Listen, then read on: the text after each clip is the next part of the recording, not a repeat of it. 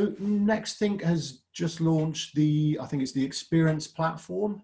So I guess, can you give us a bit of a high level view as to what it is and what, I guess, needs it's designed to address in terms of, what companies are up to at the moment? Absolutely. So Nexthink Experience is our digital experience management cloud native platform, if you want. And the reason why we built this platform and the reason why Nexthink exists, we say the digital experience management, but the question, I think, is what does it mean, and what benefits does it bring? And if you want, what we've noticed over the past several years is that IT is always more under a tremendous pressure to deliver value to the business. And over the past 10 years, we saw a change in the situation where IT used to be something that delivered a service, right? And nobody was much discussing the type of service that they were getting. So they were getting what they were getting from IT, right? But in the past few years, there is more and more pressure for IT to become a partner of the business, and not only to ensure that there is no productivity loss because of issues, but actually to make sure that the business can become more productive, right? This is a little bit the starting point that we saw. And at the same time, we're seeing that IT has been investing a tremendous amount of money and efforts into monitoring solution, network, data center, infrastructure, configuration management, all of that, to make sure that the services, they work correctly. But still people are facing issues. And very often we see that all these indicators are green, but people are complaining about things that are not working. And so this is the reason for the Nexthink Experience platform, to give to IT, on one hand, the means to understand what is the true digital experience that is delivered to employees, from the point of view that matters the most for us, which is the point of view of the employee. So we look at everything from the eyes of the employee, if you want. And on the second time, also not only understanding what this experience is, but also what are the key influencers when there is a problem and how to address those. So how to troubleshoot these problems and reach a solution. So that's pretty much our mission, if you want. Yeah, okay. And in a bit more detail to do with the Experience platform, one of the, I guess, the assets of it is the smart issue and solution identification, if I've got that right. Can you talk us through that particular part of the platform? Yeah, absolutely. By the way, this is also the new part that we're launching today, right? As part of this cloud platform, in the sense that we've been doing digital experience monitoring management for a long time. We released the concept of a digital experience score about 18 months ago. And what this score does is to basically give us a factual indicator of the level of experience that people are obtaining. And this is computed both from a technical perspective, looking at hundreds of metrics in real time, but also from a user perspective in terms of sentiment, which is as important. The reason for that is that not everything that we can measure not all the problems can be measured, if you want. People sometimes are frustrated, they don't know how to use something. So we need to take this sentiment into account. Now, as I mentioned, this is already something that we had. What we're launching today is what we call experience optimization. And this for us is the cockpit, the hub, where the proactive digital experience team can drive the whole process of proactively improving experience for employees. And as you mentioned, there are two key features around this. The first one is what we call the issue rank. And what issue rank does is to use AI techniques to look at all the criteria that are impacting this digital experience core to emerge the ones that have the biggest impacts in terms of experience. And that basically gives you your priorities, if you want. We know that in any environment, in any given environment, there are always hundreds of technical issues going on at all times. And the idea of being able to solve all of them is interesting, but is unrealistic because IT departments are under so much pressure, and I never talked to an IT department that said, I have too many resources for what I need to do, right? So for us, the first part that was really important was to say, okay, amongst all this wealth of data, what are the key things that you can impact and that will bring the biggest benefit in terms of the effort that you're going to put in that? So that's the first part.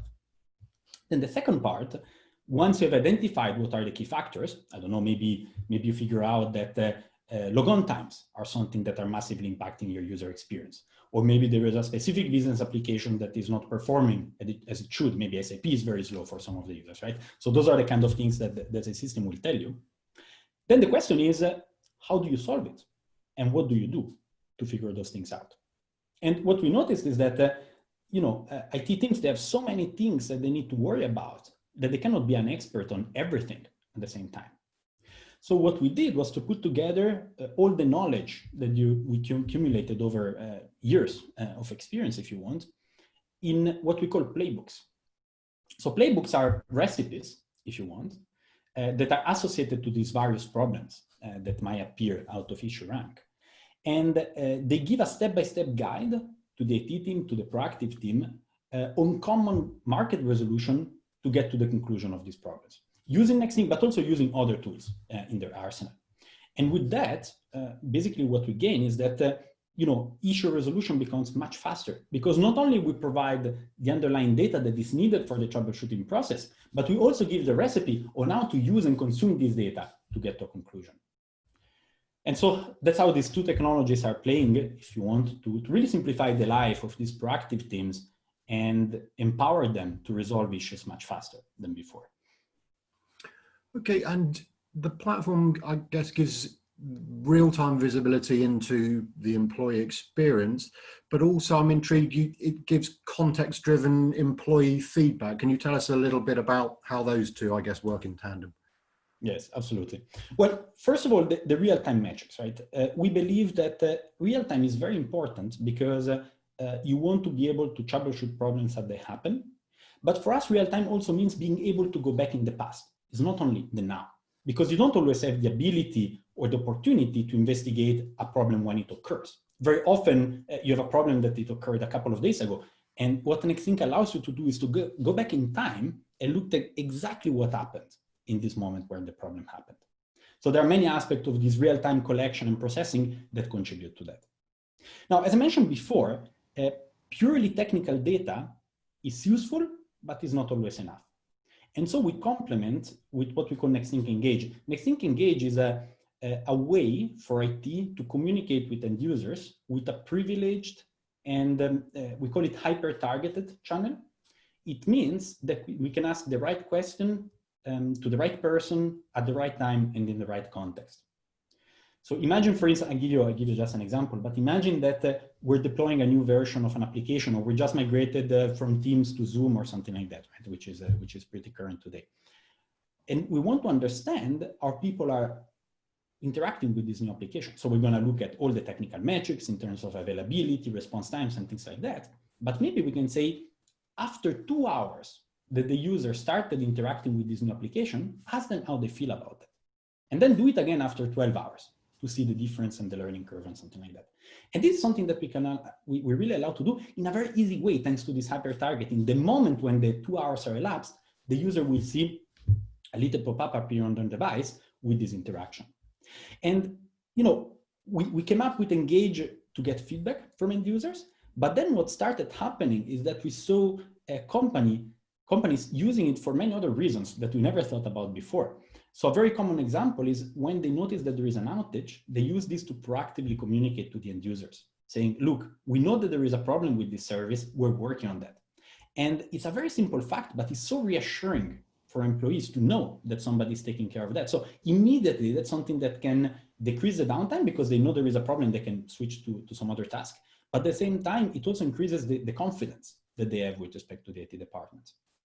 But then, with this crisis that we saw recently, with all the remote working that has been happening, Engage has been used to communicate with employees to understand whether they were able to do their work from home, to understand what they were missing.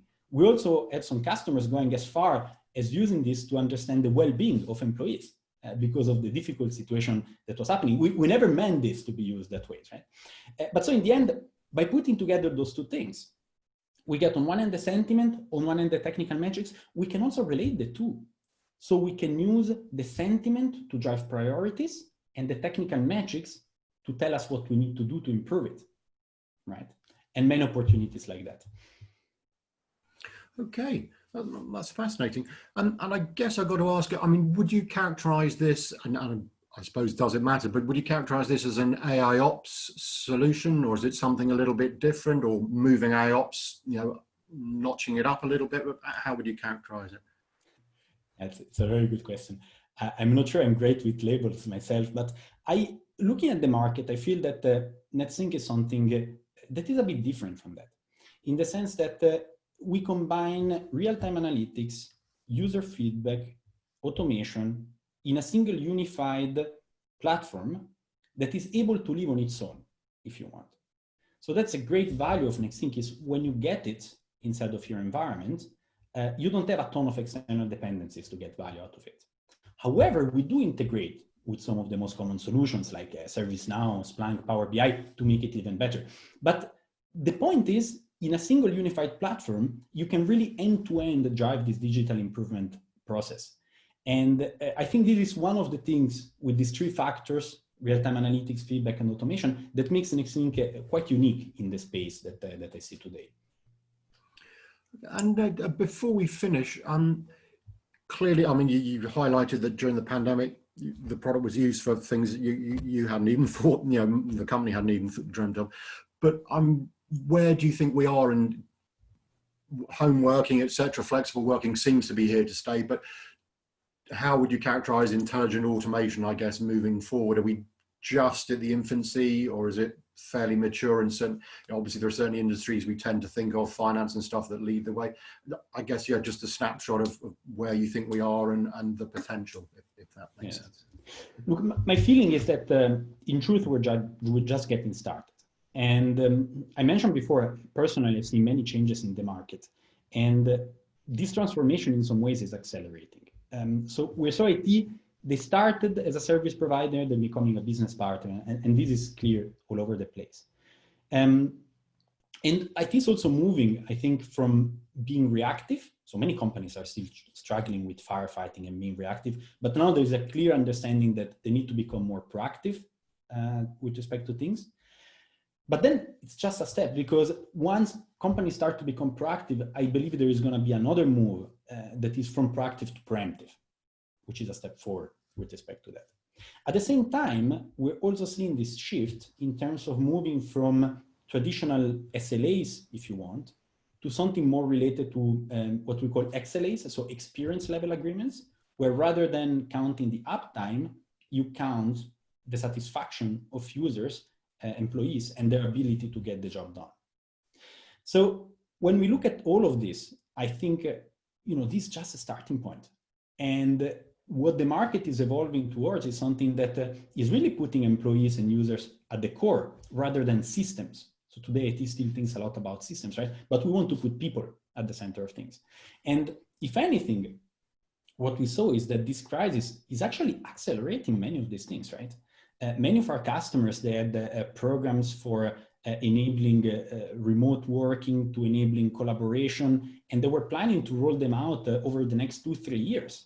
So this concept of digital revolution is being dramatically accelerated. So companies had to move, 3 years project had to do it in 2 months because they didn't have any choice. So we tried and we succeeded to help them in that. But this is here to stay, and I also think it's here to accelerate. So in the end, the vision that we have for the future is a context where nobody has to suffer from productivity loss. Nobody has to suffer from what we call, usually according to some of the research, these 22 minutes per day that you're wasting because some of your systems are not working.